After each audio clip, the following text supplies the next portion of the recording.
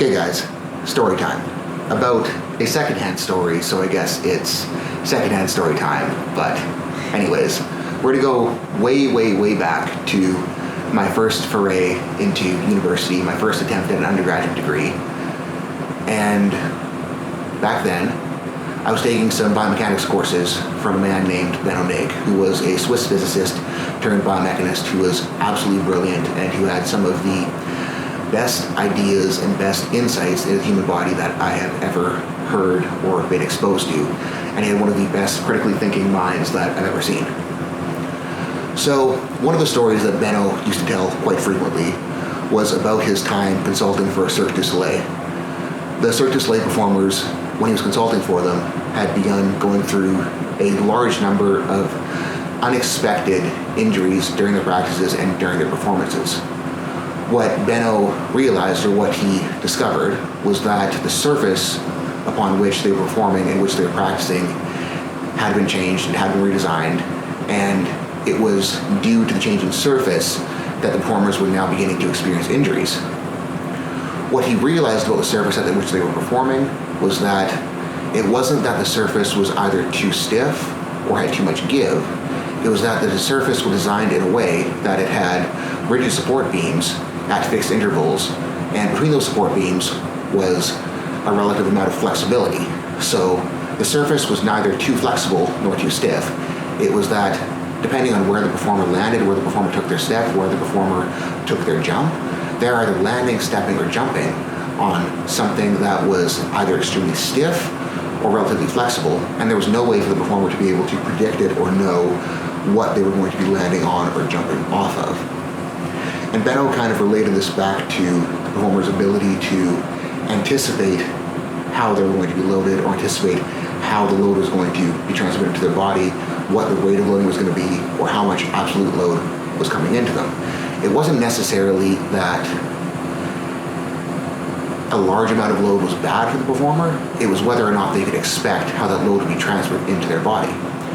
And what he began to relate this back to was that he started to see the muscle tendon unit as less of something that was purely just accepting and transferring load, but more of a dynamic vibrating string type deal, kind of like ukulele string behind me. And that as it was loaded, the muscle, the tendon, it would end up vibrating a little bit. And that vibration was part of the injury process, or part of what could cause injury if the load was unexpected. And what he was kind of getting at with that is that as there's an impact in the body, as load is transferred to the body, things are going to vibrate. And the body's ability to handle that vibration, to tolerate that vibration, has to do with the body's ability to dampen that vibration. Now, if the body can anticipate the loading, can anticipate the rate of loading, it can then anticipate how it needs to neurologically contract in order to dampen that vibration within the muscle tendon. Now, if the body cannot effectively anticipate the loading, a resonant frequency can begin to develop.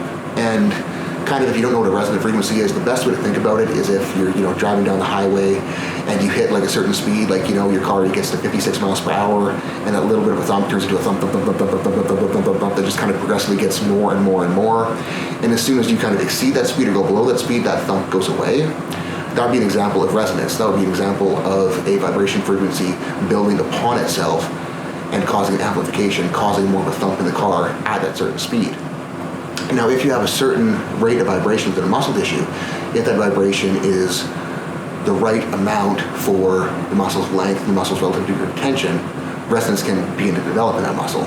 And Benno hypothesized that if resonance was allowed to develop in the muscle, the amount of load or the rate of load didn't really matter. It was whether or not a resonance frequency developed. And that resonance frequency is what ended up exceeding the muscle tissue's capacity, which would then cause a strain, a pull, a tear, or a complete rupture. And I guess the point that I'm trying to make with this is not necessarily that we need to be aware of the resonance frequencies or the potential for resonant frequency to occur within our muscle bellies. We need to be aware of whether or not we are anticipating how our bodies are being loaded. And this kind of comes back to the does technique matter or does technique not matter when it comes to powerlifting. And I definitely am on the side of the fence where I will say that Bad technique doesn't really matter. We don't need to be afraid of bad technique as long as we are able to adapt that bad technique, as long as we're exposed to that bad technique consistently enough that we're able to develop strength within those positions.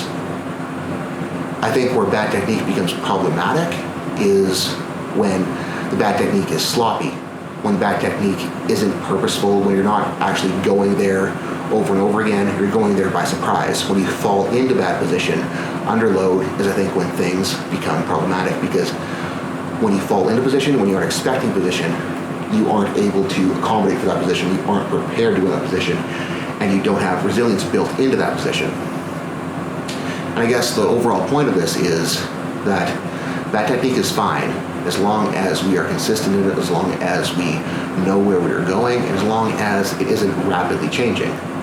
Good technique's fine too for that exact same reason, because good technique, if we're consistent in it, we're not going to have any problems.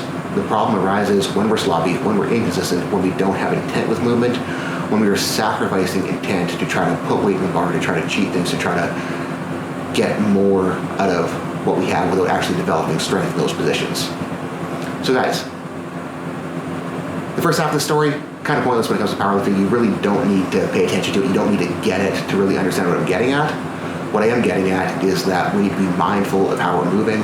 Whether or not our technique is good or bad, we need to strive for consistency in it. We need to strive for allowing ourselves to develop resilience in the positions that we are going to be exposed to.